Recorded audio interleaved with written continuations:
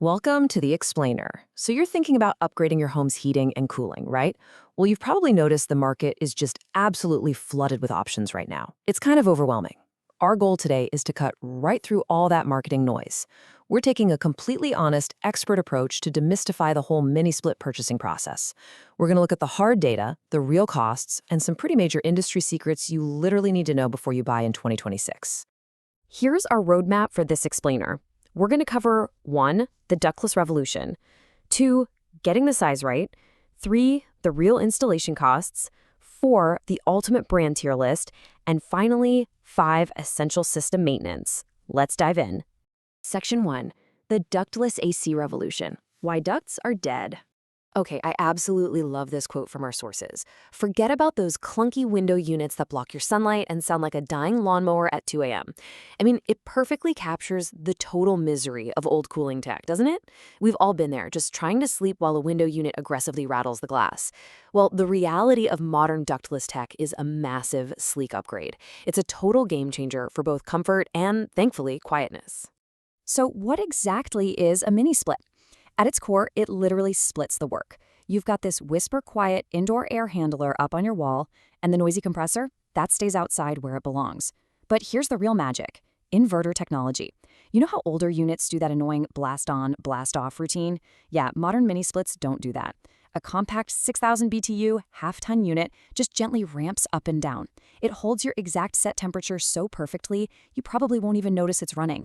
Section 2, getting the size right. Stop guessing, start measuring.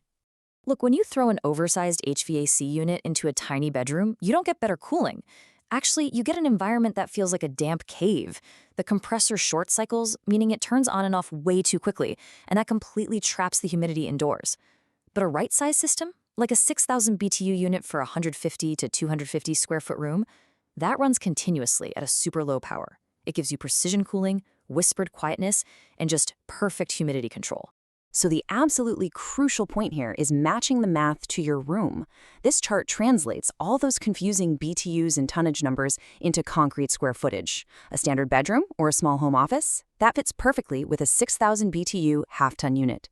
Once you hit a master bedroom or a small living room, you step up to 9,000 or 12,000 BTUs. And for massive open concept spaces or commercial retail stores, you're suddenly looking at 24,000 to 36,000 BTUs. So grab a tape measure, length times width. Once you know your square footage, you can confidently pick your tier.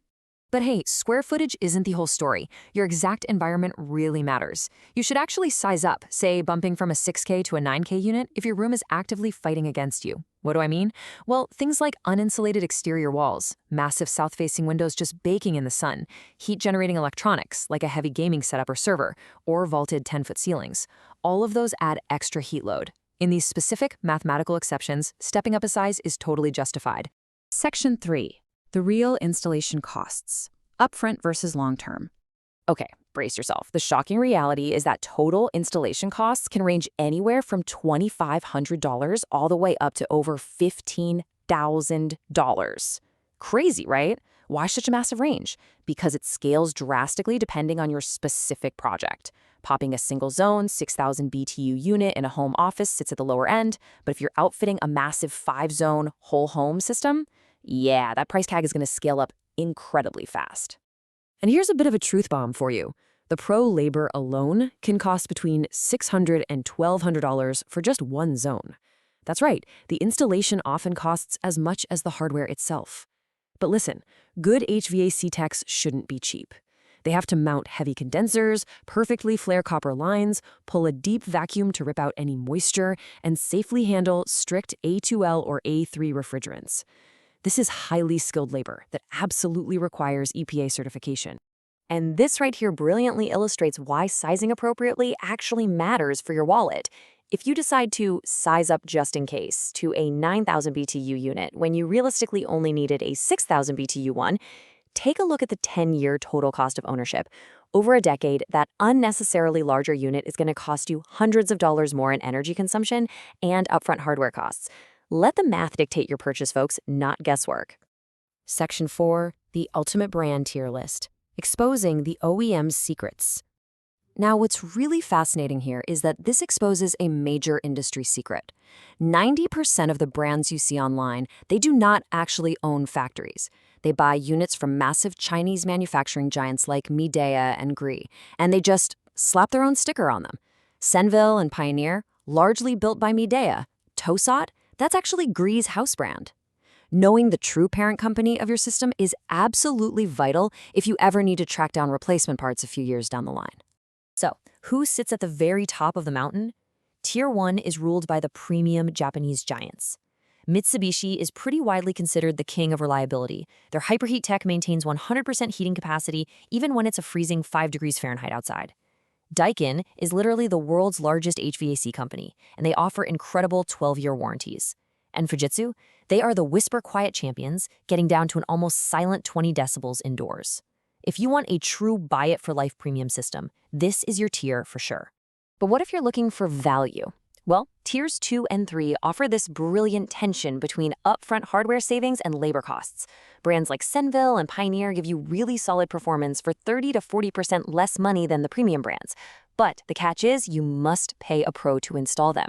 On the flip side, Mr. Cool is the undisputed king of the DIY tier. Because they use pre-charged lines, homeowners can legally install them without an EPA license. That saves massive amounts on labor. Oh, and one incredibly quick pro tip before you check out, get your voltage right. 115-volt systems are fantastic for older houses because they use dedicated standard outlets, so no electrician required if you already have the plug right there. But if you have open slots in your breaker box, or maybe you're doing a full renovation, 230-volt systems will give you slightly better efficiency for heavier continuous loads. Always check your panel first to save yourself from a massive, unexpected electrician bill. Section 5, Essential System Maintenance, Keeping It Running.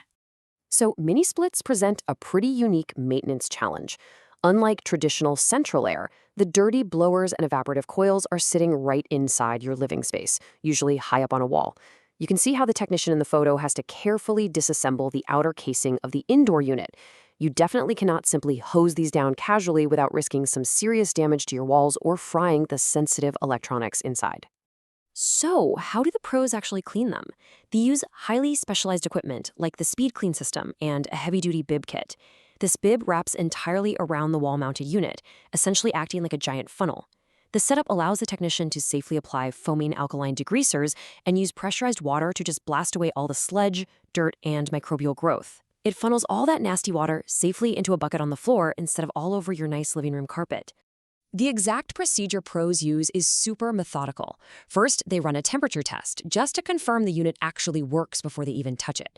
Next, they protect your home with drop cloths. Then comes the really satisfying part, deep cleaning and sanitizing the coils and the blower wheel. Finally, they carefully reassemble the whole shebang and run a fan-only test to blow the system dry.